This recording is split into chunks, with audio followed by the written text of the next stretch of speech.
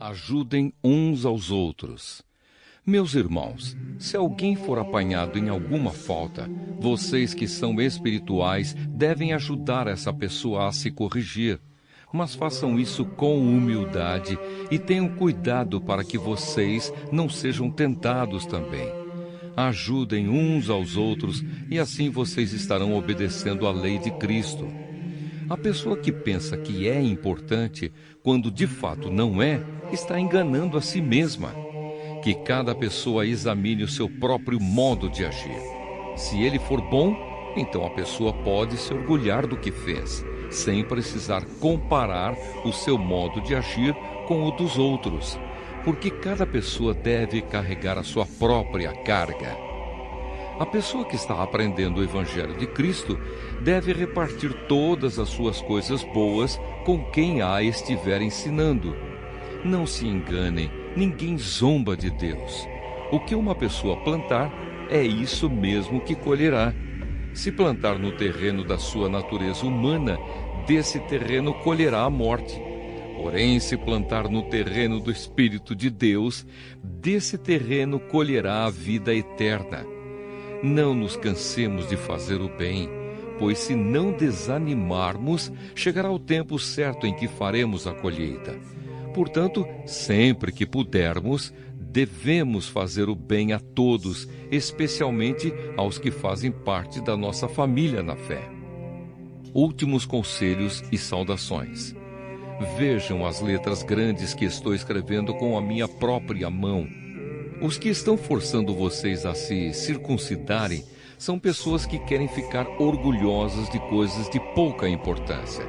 Eles fazem isso somente para não serem perseguidos por causa da cruz de Cristo, pois nem mesmo os que praticam a circuncisão obedecem à lei.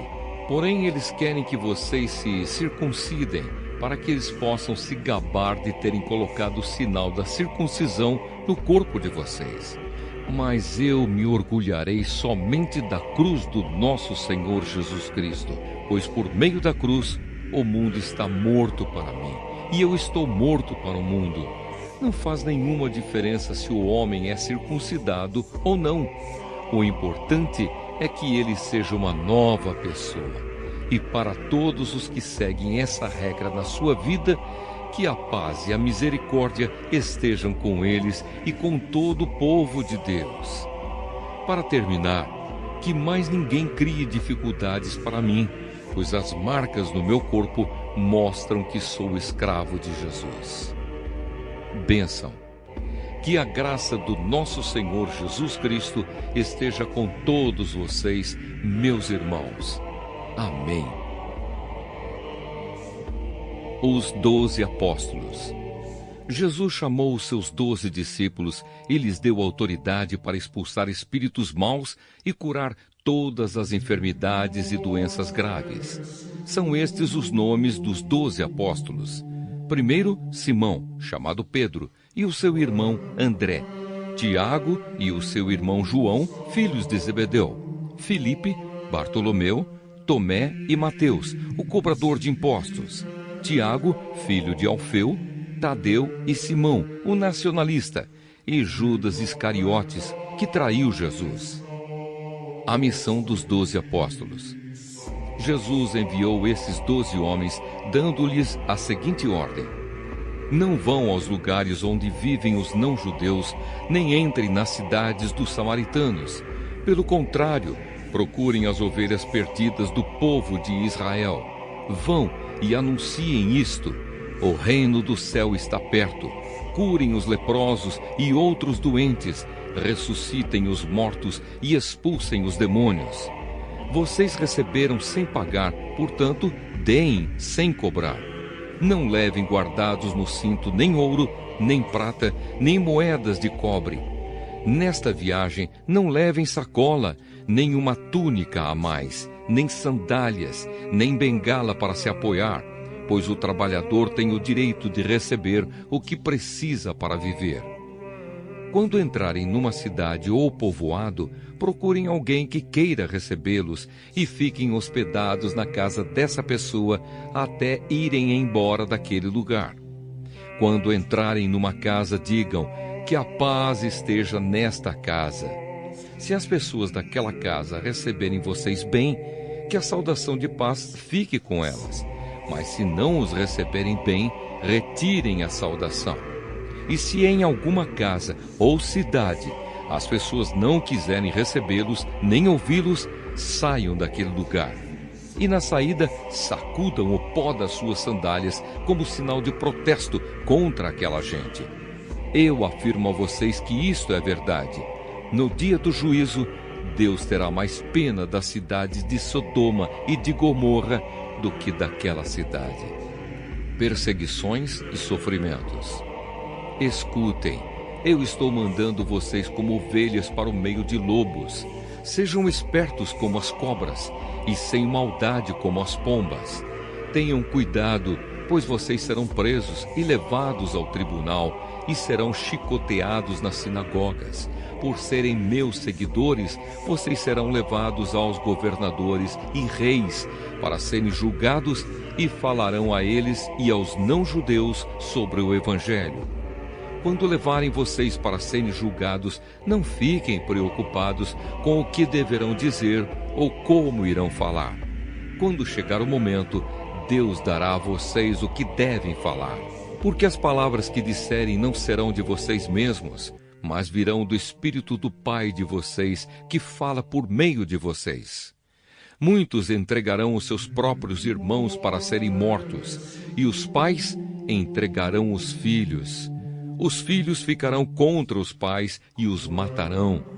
Todos odiarão vocês por serem meus seguidores, mas quem ficar firme até o fim será salvo. Quando vocês forem perseguidos numa cidade, fujam para outra. Eu afirmo a vocês que isto é verdade. Vocês não acabarão o seu trabalho em todas as cidades de Israel antes que venha o Filho do Homem.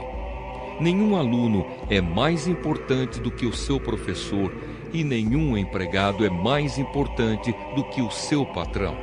Portanto, o aluno deve ficar satisfeito em ser como seu professor e o empregado em ser como seu patrão. Se o chefe da família é chamado de Belzebu, então as pessoas dessa família serão xingadas de nomes piores ainda. De quem devemos ter medo?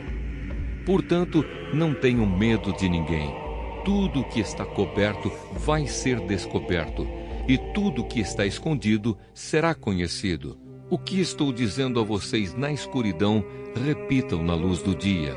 E o que vocês ouviram em segredo, anunciem abertamente. Não tenham medo daqueles que matam o corpo, mas não podem matar a alma. Porém, tenham medo de Deus, que pode destruir no inferno tanto a alma como o corpo.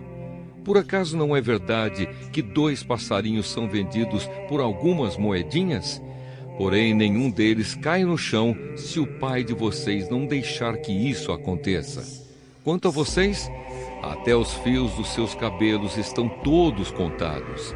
Portanto, não tenham medo, pois vocês valem mais do que muitos passarinhos. Confessar e negar a Cristo. Se uma pessoa afirmar publicamente que pertence a mim, eu também, no dia do juízo, afirmarei diante do meu Pai que está no céu, que ela pertence a mim. Mas se uma pessoa disser publicamente que não pertence a mim, eu também, no dia do juízo, direi diante do meu Pai que está no céu, que ela não pertence a mim. Espada em vez de paz. Não pensem que eu vim trazer paz ao mundo. Não vim trazer a paz, mas a espada. Eu vim para pôr os filhos contra os pais, as filhas contra as mães e as noras contra as sogras. E assim, os piores inimigos de uma pessoa serão seus próprios parentes. Quem ama o seu pai ou a sua mãe mais do que ama a mim, não merece ser meu seguidor. Quem ama o seu filho ou a sua filha mais do que ama a mim, não merece ser meu seguidor. Não serve para ser meu seguidor quem não estiver pronto para morrer como eu vou morrer e me acompanhar.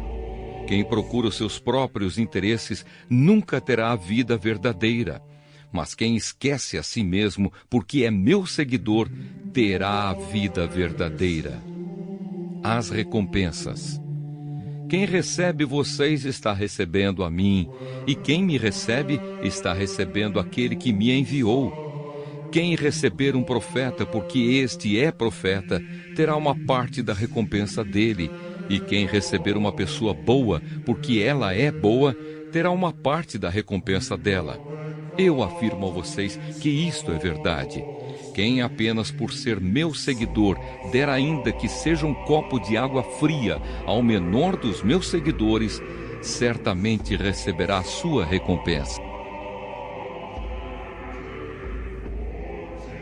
Deus e o seu povo. O que eu digo é verdade. Sou de Cristo e não minto, pois a minha consciência, que é controlada pelo Espírito Santo, também me afirma que não estou mentindo. Sinto uma grande tristeza e uma dor sem fim no coração por causa do meu povo, que é a minha raça e meu sangue. Para o bem desse povo, eu mesmo poderia desejar receber a maldição de Deus e ficar separado de Cristo. Eles são o povo escolhido por Deus. Ele os tornou seus filhos e repartiu a sua glória com eles.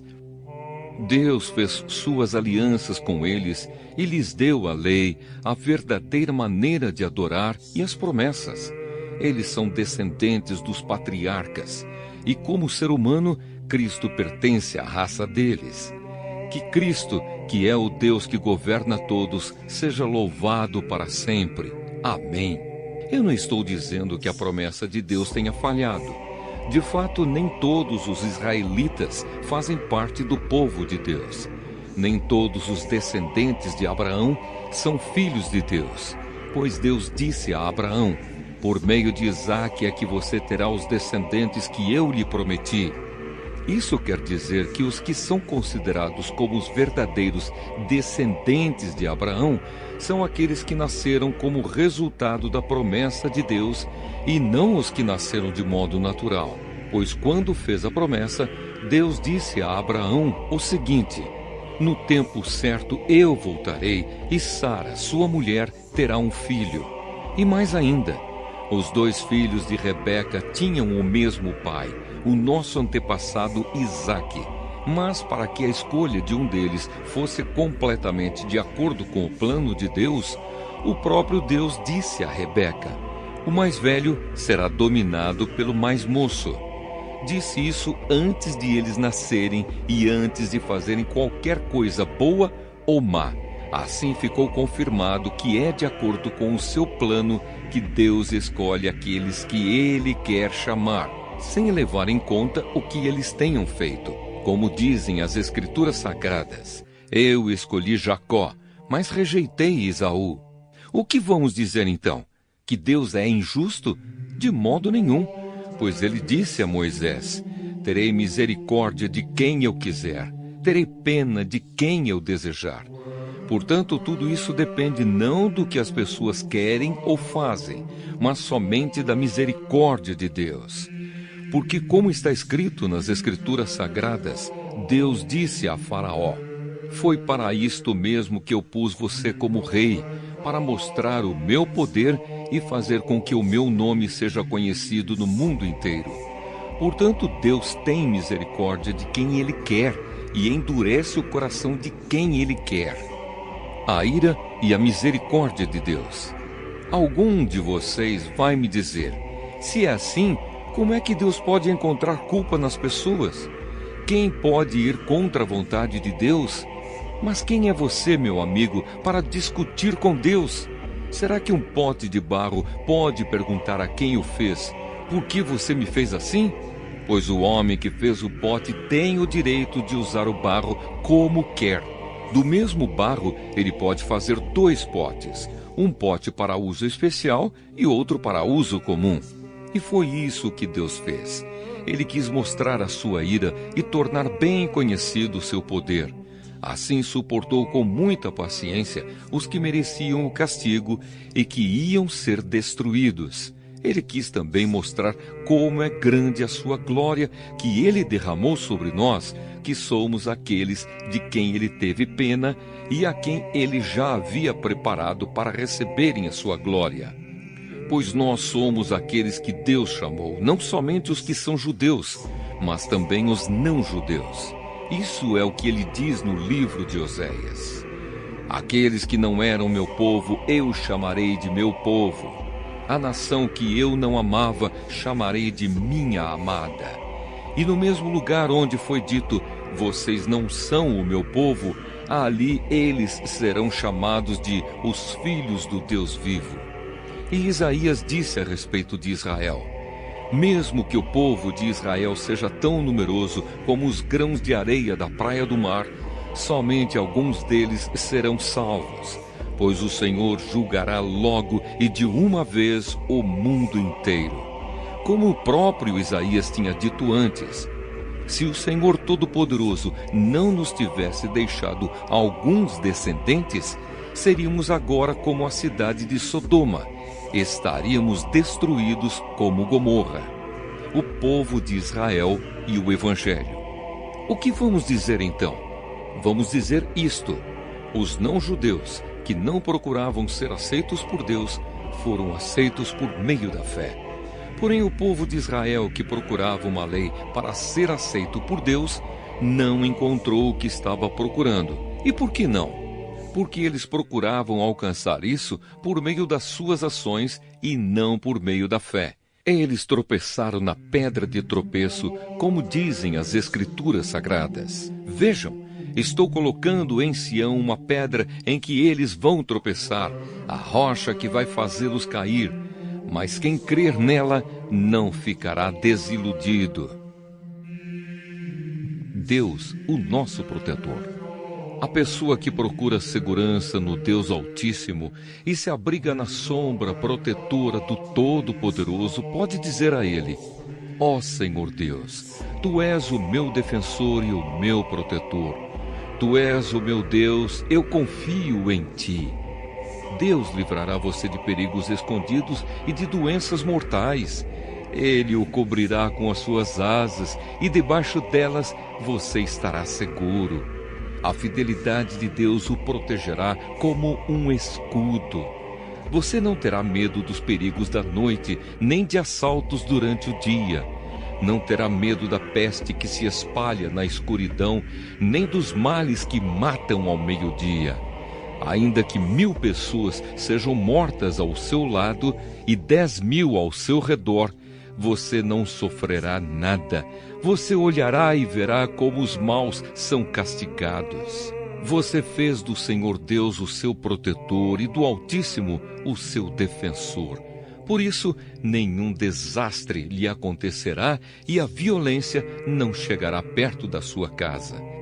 Deus mandará que os anjos dele cuidem de você para protegê-lo aonde quer que você for.